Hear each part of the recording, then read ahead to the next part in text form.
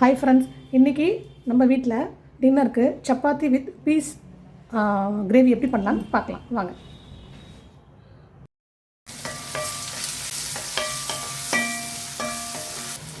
வெங்காயம் வதங்கின உடனே கொஞ்சம் பூண்டு பேஸ்ட்டு கொஞ்சம் போடணும்.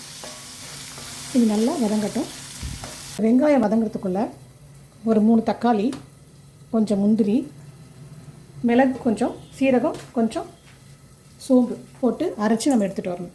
இது கூட 1 கப் பட்டாணி சேர்த்து, கொஞ்சம் கேரட்.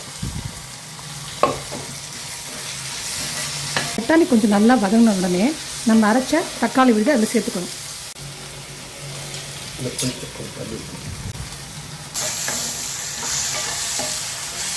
கொஞ்சம் இஞ்சி பூண்டு பேஸ்ட்டு, நம்ம தேவையான அளவு மிளகாய்த்தூள் போடலாம்.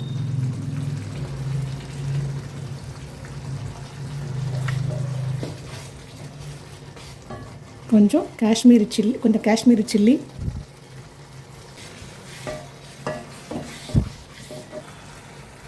கொஞ்சம் மஞ்சத்தூள்,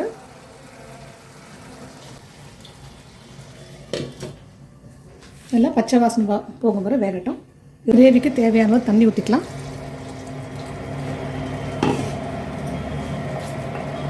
தேவையான உப்பு நம்ம பார்த்து போட்டுக்கலாம். நம்ம ஏற்கனவே கொஞ்சம் உப்பு போட்டிருக்கோம்.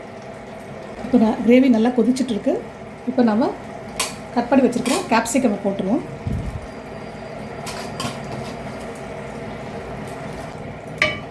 வேக வச்சுருக்கிற 2 உருளைக்கிழங்கு அதில் சேர்த்துக்கலாம்.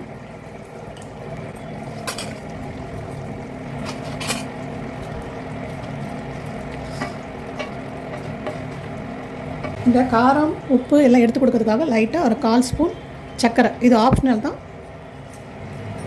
இப்போ சிம்மில் ஒரு 5 நிமிஷம் அப்படியே இருக்கட்டும். கிரேவி நல்லா கொதிச்சிடுச்சு. இப்போ கொஞ்சம் கஸ்தூரி மெத்தி போட்டுக்கலாம்.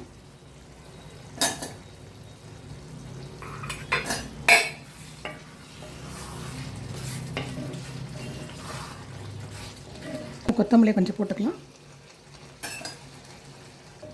அவ்வளோதாங்க, சுவையான பட்டாணி உருளைக்கிழங்கு கிரேவி ரெடி ஆயிடுச்சு.